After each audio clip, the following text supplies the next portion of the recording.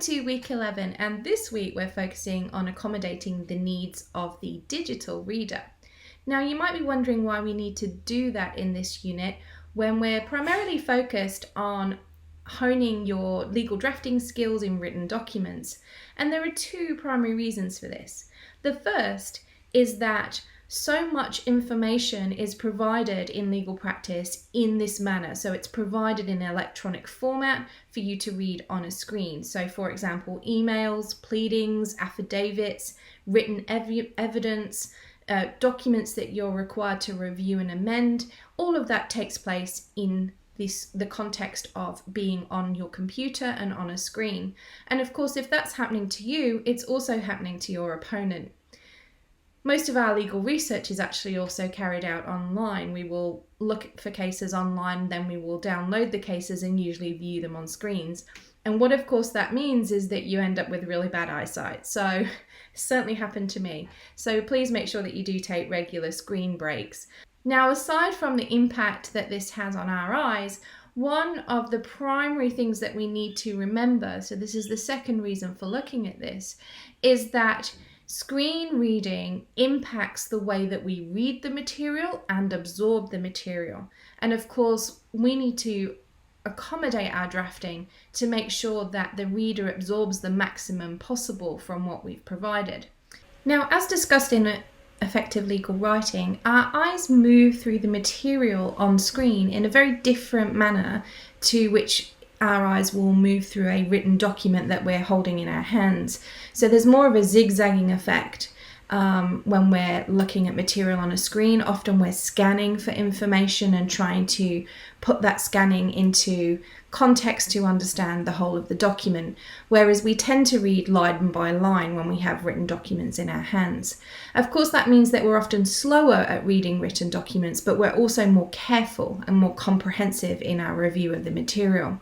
So we need to be mindful of that when we're drafting any material that is either designed to be read on the screen or is likely to be read on the screen.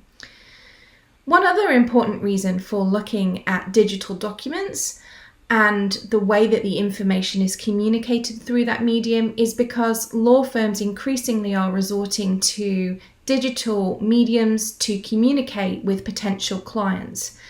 In so doing, they might use a website or a blog or social media platforms like Facebook and Twitter to communicate with potential clients and market their services. It may therefore be the case that you're asked to, say, write up about a recent High Court case or promote the services of the law firm through one of those digital mediums. So understanding the needs of the digital reader and how they might read the information and absorb it is therefore critical to achieving whatever the task purpose is. So let's first look at drafting for a web page, a blog, or social media platform. Let's look at that sort of digital context. So what we're about to discuss is relevant to your own personal web pages, blogs, and social media accounts, as well as those of your firm. And we're going to start off first with a warning. When we're engaging in mass communication through these mediums, we need to be very careful about the types of comments that we present, and particularly the comments that you make. As you'll be aware from studying torts, defamation may occur through online comments that others view or read. And now, following that very recent High Court decision of Voller, you or your firm may be liable in defamation as the publisher of another person's comments on your Facebook page, YouTube channel, or other social media account. That means that you and your firm need to very carefully monitor what others post on those accounts, on your walls, etc. And be careful that you do not retweet, repost, or like defamatory material. So in essence, if you are in control of the information, so through your account you can delete comments, for example. If you are in control of the information, you may actually be liable for comments that other people make. So we need to be very careful about how we navigate social media platforms and blogs and other web pages where we're engaging with others or where we are presenting information to the world. Now, you may recall the case of Burroughs and Howdra, in which it was determined that even emojis could potentially be defamatory if they conveyed something to others about the complainant's reputation. Now, in that case, the defendant retweeted a newspaper article from the previous year, and in that newspaper article, the newspaper discussed a judge's recommendation that a lawyer be referred for disciplinary action. Responding to comments on that retweet that had inquired about whether or not the lawyer was subject to disciplinary action, the defendant didn't reply but just posted a zipper mouth emoji. At an interlocutory hearing, the judge determined that the emoji was potentially capable of conveying the imputation that the lawyer had been subject to disciplinary proceedings with an adverse outcome. So we can see from this case that it's possible that even emojis and symbols can be regarded as defamatory. So we need to be very careful about how we engage in instantaneous communication, particularly through social media platforms, but even in messaging, because as lawyers, these issues can come back to haunt us. Aside from defamation, there are a range of professional conduct issues that may arise in relation to your conduct online. Many of the law societies across the states and territories have provided warnings and also guides to lawyers to help them navigate the online world. Now, one of those warnings that we frequently see in those guides is to ensure that you do not engage in bringing the profession into disrepute through your online communication and online conduct. So, for example, referring to other members of the legal profession or judges or administrative staff in the courts or other law firms or clients in a derogatory manner may fall within that concept of bringing the profession into disrepute. Now, with these warnings in mind, how can we adapt the content on our web pages, blogs, social media platforms, or documents that are likely to be read on the screen to meet the needs of the digital reader? Now, as I've already previously mentioned, we read documents on a screen quite differently to how we read documents that we hold in our hands. According to Lou, we tend to scan for keywords and therefore a passage of text will be read in a sort of zigzag fashion rather than reading line by line. So, for example, if you're trying to engage the audience in a blog, you really want to avoid large chunks of text because the reader is much more likely to scan for context, and therefore the reader is also likely to miss information that you have presented. So in that situation, you would want to keep your paragraphs very short and to the point so that the reader is more likely to read the entire section rather than scanning for content. So the more densely packed the information, the less likely the reader will read it line by line, and the more likely the reader will scan and therefore miss bits of information contained in that densely packed paragraph. As effective legal writing notes, you should also consider whether the information can be presented in a more visually appealing way. So what we mean by that is, could you present statistics, for example, in a table or a pie chart or a graph? Consider whether it would help the reader to visually represent the information that you're discussing. It is much more interesting for a reader to see, say, prosecution rates in relation to a particular offence in a visual format rather than just reading about it in a large, long paragraph. For inspiration, I suggest that you have a look at the Information is Beautiful website, and that shows how very complex statistical information can be presented in a really visually appealing way. Beyond the basic graphics and visual representations of information, we're actually starting to see some really innovative approaches towards conveying really complex legal information. In Effective Legal Writing, we discuss the Oricon comic book contract, which features in case study 7.3. But there are also a range of other comic book style contracts that are out there, including ones for terms and conditions for banks. And you can see those at comicbookcontracts.com, so make sure you check those out. You could also have a look at the Street Vendor project, which focused on designing information for street vendors concerning the regulations that governed where they could have their food carts. And the focus of that project was to ensure that the information could be presented in a way that was easy for street vendors to understand. So we're starting to see a real focus on the design of the document so that the information is presented in the optimal way for the digital reader. Now, often that digital reader is a consumer, but not always. But really, I'm challenging you to stop and think about the information and how it's presented before you just go straight to writing basic text into those digital documents.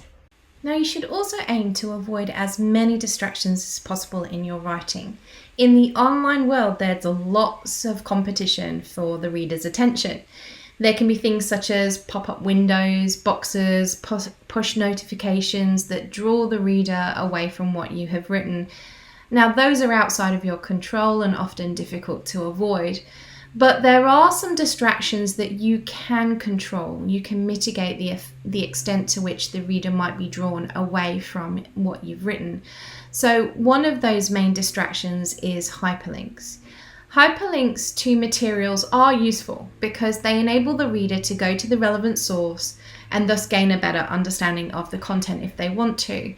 But they can also draw the reader away from what you've written, and they might never actually return to what you had written and stay on that page or even go down further rabbit holes. So I'm not saying don't ever include hyperlinks. It's actually probably impossible when you're trying to give comprehensive information to the reader. So in legal drafting, I've provided you with links to other sites where you can view information that's relevant to that particular task, such as court forms, for example. So I'm certainly not saying don't include them, but there are two things that you can do to minimize the effect that a hyperlink might have on the reader. So the first is, of course, to consider whether you really need to include it in the first place. Secondly, assuming that you do need to include it, carefully think about where you place it within the text. So if possible, hyperlinks should be at the bottom of the text, at the bottom of the document. For example, if you were writing a case note about a new High Court decision for a blog perhaps, put the case name in the body of the text, but don't provide the hyperlink there.